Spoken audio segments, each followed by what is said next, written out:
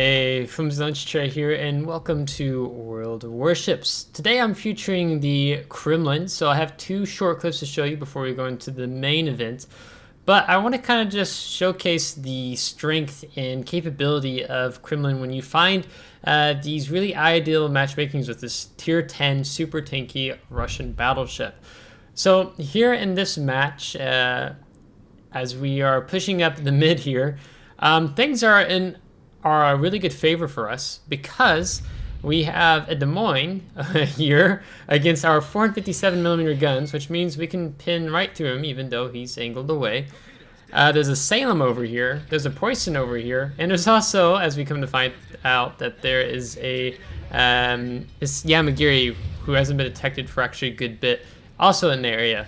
So against these 3 of 4 surface ships, they don't really pose too much of a threat to us here. And that we can push up in a situation like this, as I asked for support from Schlieffen to put pressure on them here, to do chaos in the back. Like this Salem reversing out to his broadside. We already slapped him earlier. And this Des Moines who's utilizing the island and staying away from us. But you can see when we begin to angle in our armor, we take a good little fair chunk there, but as we turn in a bit more here, you know, that was only 500 damage as we go more bow in. And Kremlin does really well towards the bow in or the angling away, in that you can be the tip of the spear and just cause immense chaos in the enemy backfield, like we're doing here against the Salem, Des Moines, Poison, and Yamagiri, who we're having to force a bit away for our team. Granted, us pushing like this allows us to make these plays that, you know, you can't do necessarily in something like a Schlieffen, because it's a battle cruiser with the armor scheme that does not favor pushing all the time, because you're relying on your secondaries torpedoes to get the kills. Where sustained damage is really where the Kremlin begins to shine with her armor scheme, but also when you pair her with someone like Kuznetsov. I think I originally had Kuznetsov trained for Synup, and I was like, oh, I need to get him trained for my tech tree battleship here, being Kremlin, because of that. I think it's Will for Victory. Puts out any fires, floods, and once you hit such a low amount of health, you trigger a small repair party, which you're going to see demonstrated again in this clip. So in this clip, we have an Azuma who, unfortunately, we missed out on being able to slap his broadside. He's sitting back there behind the island, just spamming us with HE, which means we really can't be here. Both of our destroyers have died at sea. As you can see, we're down to 3 destroyers, and 3 of them, I think, actually died in the first, 3 minutes of the match. So this is one we're going to lose, but it doesn't mean we can't continue on and getting more damage. So on and so forth. So if you pay attention now, our potential damage is 1.1 million potential damage. I slapped a Napoli that was in Bravo just before you saw this, started this clip. And we have a Shimakaze, who I didn't think was just going to turn out like this and allow me to detect him. But he does. So even though he just goes dark there, we still take the shot. And because he's facing away from us, we don't do overpins. Our shells travel through the entirety of his ship, and they arm, meaning it only takes 2 penetrations to get the kill on the Shimakaze. We turn away because torpedoes in this situation. So this clip is just kind of showcasing the tankiness that you have with Kremlin, that you can take a lot of damage. At the same time, you have to kind of rely on a little bit for your team to help you in a situation like this. I honestly didn't expect our destroyers to just suicide in sea, so then that meant that, they were going to start pushing in from the north. But with these 457mm guns aiming in that soft spot, means we get 25k salvo out of the enemy Hanover here. So this is definitely a situation that I don't expect to survive, as we take a nice little 12k salvo there. But we can angle away using our armor to really help us to live as long as possible here. Even whether you're kiting or you're angled in, you have pretty decent turret angles that allows you to get away with a lot, as the Will for Victory with Kuznetsov launches again, meaning we're going to live a little bit longer here get a little bit more damage in, hopefully, before we die here. As you see, our potential damage is continuing to increase. I think there's a Kitakaze back behind the islands, spamming us, and we're going to get our last salvo off probably here against the enemy Hanover before we go down here. And in this case, we had 2.5 million potential damage. And I had a 3 million potential damage game earlier. So if you need potential damage for something like the dockyard, you can easily do that here with the Kremlin. So now onto the main events here in Northern Lights. This is actually going to be a rather humorous bit of a match, as the Holland player on our team is going to become very triggered at me and my clanmates. So much so. Oh, I love that clip. Where it's working out quite well for us. It felt like we were doing well, we were supporting him, so on and so forth. But this is a type of video where you have the Game of Throws comes from. And I don't believe enough in any of my team, even when we clearly can say we have the caps, we have the points, we have the ship lead, for our team not to throw. Because I've carried plenty of battles. I've been in a ranked battle, 1 versus 5, carried it for the win. 1 versus 4, I've done 2 versus 7. And still won the game for my team. So never underestimate the team's potential of coming back, and I'll talk a little bit more about that. But for now, let's talk about this Kremlin. Kremlin was a Soviet battleship. It never existed. It was a project battleship, as the Schlieffen skillfully avoids hitting us. But you have these 457 millimeter guns, which means you overmatch 30 millimeters.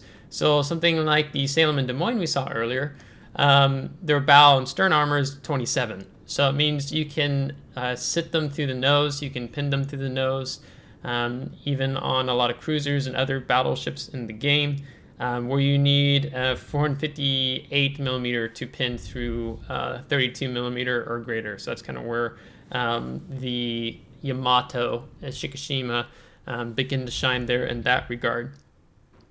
But these are really nice, decent guns, as we're going to get a salvo off here in just a moment against the Yamato. So reload time is basically, it's the 30 seconds. I think stock you're 33 seconds, as I'm looking to try to confirm that here on my notes. Yeah, I'm not writing that down. But your shells, if they can do maximum AP shell damage at 14,500, and honestly, most of the time you're firing AP with these 457 millimeter guns, though your HE shells have a 45% chance of starting a fire.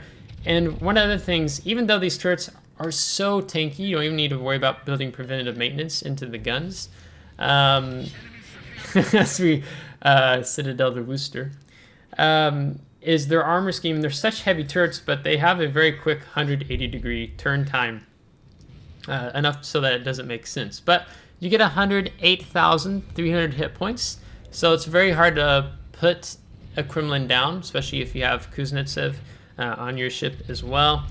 In terms of the main battery firing range, you can see that we have 20.7 kilometers. You don't have access to spotter plane, and honestly, the 20.7 kilometers is just fine. With the Russian dispersion that you have here on the Kremlin, it kind of, the mid to close range is where you're going to find your best accuracy with these 457 millimeter guns. And you can have a maximum speed without Ceramic flag of 29.5 knots. Consumable-wise, high explosive, armor piercing, you get 2 2 depth charge airstrikes. And then what makes the Kremlin so unique beyond just her armor scheme is the fast damage control teams. So you have a limited number of those, so we have 5. And basically they have a short duration in terms of their action time. I can't remember if it's like, maybe I have 11 seconds or something like that. And then a short cooldown time of roughly 40 seconds that you can get down even more, depending on how you set up your build. So the fast damage control teams means that you're really this hard ship to kill, which you still see this ship even played in competitive and clan battles, King of the Seas, just because of how well the ship performs overall, that it's very hard to kill the ship. Even this Yamato with the 18 plus inch guns take some shots at us, and some don't even do any damage to us because we're bowing and with all of our armor from our turrets and bow. Then you have 4 pair parties as we activate our first one here. So you don't get, you don't start off with 4, you start off with 3. So we've built into having the additional repair party, and then the same thing with damage control teams. You start off with 4, unless you build into it through commander, then you get 5. So I definitely do recommend building into having an additional fast damage control team and repair party. It's quite needed, honestly, in my opinion. So in terms of what's happening here in the battle is that myself and Doom is that we're performing kind of this strong center positioning here.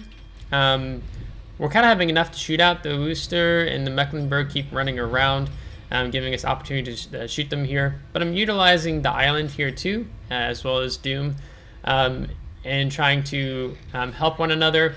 I have plenty of health to still utilize, so I want to see if I can't get myself detected here to try to take some pressure off of him so he can get some heals off, so on and so forth. But with the Worcester being bow in means we can still easily overmatch his armor and do things like that. As we do get the Mecklenburg to shoot at us because Stalingrad has worse concealment than the Kremlin, because we have a full concealed build here. Rear turret shoots the island, unfortunately. So then we're going to have to wait for our reload time unless our Holland teammate takes out the Worcester here. So I'm playing this position. Our team has won the A-B flank. Our team is winning the D flank as we pick off the Worcester there. So we're really just playing our time here as our team kind of ropes around. I think we can probably push up and exert more influence here, but things are in our favor. We've only lost 3 ships, they've lost 6, and we have almost 200 point lead. We're flipping 2 of their caps right now as our friendly Marcel is down in B. So things are looking out really good for us here at this point. As I need to get myself detected again here to try to take some pressure off of Doom. Our Holland player has been playing really nice, and I'm so excited to talk more about what happens in the later part of this battle. But unfortunately, we're going to lose Doom here, so they really wanted to focus him down with such low health, meaning that we lose the radar. So we wanted to bring his 12-kilometer radar over here to help us exert control in flipping B and winning the middle of the map here. So we're about to flip C cap, so we're going to have 3 caps ticking in our favor. The Mecklenburg is getting focused down. He should be dying here shortly. So things are working out to our favor in the sense that we don't actually need to push in and be super aggro. So now we have over 200 point lead. We have control of 3 of the 4 caps. So in this situation, just trying to encourage our team, don't push, just defend. If the enemy team wants to win, they have to push into us, as now we've taken out the Shimakaze, so we have over 300 point lead. They have to push into us to win. And the team that is in a defensive position that has to deal with an enemy team pushing in against them, that team's at disadvantage. So the team that has a defensive position is the one that has the advantage in any combat scenario, pretty much. Especially that's true for Human World Warships. Now, you're going to see our Holland player shortly become very triggered. So things are looking very much in our favor. We've only lost 4 ships at this point. But the Holland player is a destroyer player. And if he can read the map awareness, there is a Genon, a cruiser that really is good at killing destroyers. And there's also a Venezia with the semi-armor piercing, which we're shooting at right now, trying to push him away. Also specifically designed to kill destroyers, pretty much here. So you're going to see what happens, so pay attention to the minimap with what happens with the Holland player. So the Yamato is pretty low here. He is getting a heal off here. So those deep water torps he's avoided from our Genon, who's also pushing in, super aggro. So we're going to take a shot off on the Yamato because we'd like to get him down here. The Genon's dropped a smoke screen for the Yamato and to keep him longer in the game, so props to the Genon for working that scenario really well here. So we're going to continue to push up here. And then the Holland player just got smacked by the Venezia because he has been detected. When you're in a situation like this, when you have 2 cruisers, Holland has good conceal. There's no need to put yourself in a situation to get yourself killed. Ginon's pushed in, he's gotten himself killed. Holland's pushed in, he's getting himself killed, as we now have taken out the Yamato. So there's no need to throw away our ships. So it's going to be kind of interesting to try to see the Holland players' logic here. So you can let me know your thoughts in the comments, as we'll probably talk a little bit more about it here. Now, I haven't been paying attention to our Schlieffen. He kind of turned away here, as now we've taken out Ginon. But we have firm control over Bravo.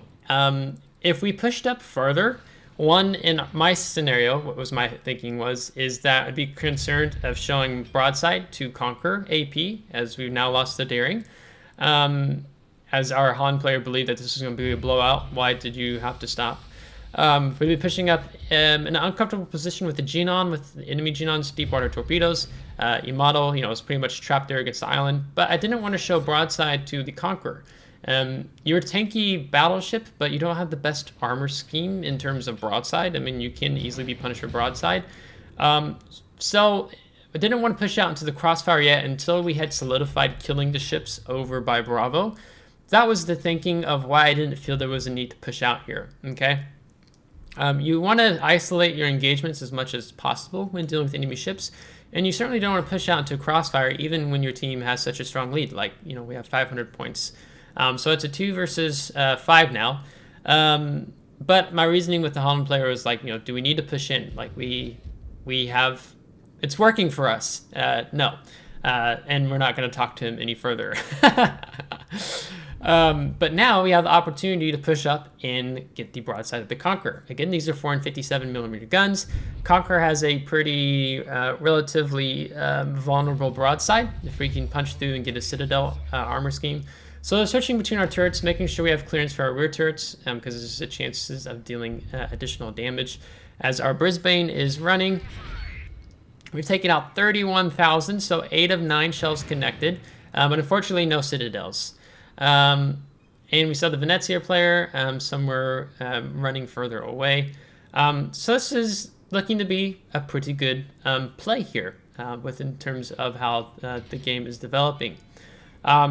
So it's kind of interesting. You have players who will complain about a blowout in terms of your team losing, and they complain and cry against you. But you can also have a game like this, as Doom points out, why are people whining about an easy win? And if we had pushed in and gone to aggro and more of us died, and then the Holland player dying drags out the battle even longer, as well as the Ginon. So if you want to end the battle sooner, typically living, so you don't give the enemy team points and decrease your team's points, and we have 3, now again 4 caps ticking in our favor. So there's no need to just throw away the ships. So I don't quite understand the logic. Again, I'd be curious to see what you think. So we've taken our time here. Now the big thing here is if I keep pushing, I will be exposing broadside to Conqueror. Conqueror has great HE, but Conqueror also has really good armor piercing, as Venezia gets his torpedoes right. So we don't want to push out and expose ourselves to the Conqueror if we can help it, and have him slap us into oblivion. Now we're in this 1v4 situation here. So you can see secondaries, and here comes the AP salvo. And it's hit more of our nose and did a little damage. So Kremlin, or Conqueror, is turning to come back, especially since we could see the secondaries from Conqueror firing upon our Schlieffen. So it means he is coming back, as we're going to get one last little salvo off here against the Venezia. And here's the Conqueror. So he basically, all he did was stop and he began to reverse. And now I get to push up because Venezia doesn't have me detected, and have chances of slapping the broadside of this Conqueror. Also, for us in this situation, us just living longer means potential of doing more damage, which we do indeed do, and wrapping up the game. So, broadside Conqueror, really good dispersion the closer we get, and death in picking up general offensive, as we're going to cap out here. So, even if it looks like a blowout on your team, for the enemy team, things can still turn around, especially when you have really good skilled players. Typically, players who survive towards the end there, further in a game tend to be more good players, but that's not always the case. You can have people who are hiding, so it just depends, but that's in my general experience. So almost 170,000 damage with 2 destroyed, 2 citadels. We're going to top the team with 1,897 base XP. The Venezia did really good. The Conqueror did really well. So they still had some really skilled players on their team. So the Conqueror Venezia, I didn't take lightly. So we respected them. We didn't want to just throw away our ship. We only do 1.5 million potential damage in this game. And here you can see a bit of the damage layout. We did take some shots against that Marceau earlier too, and did some damage against him. A lot of damage there against the Wooster and the Conqueror, of course. So all in all, really good game. I really enjoy Kremlin.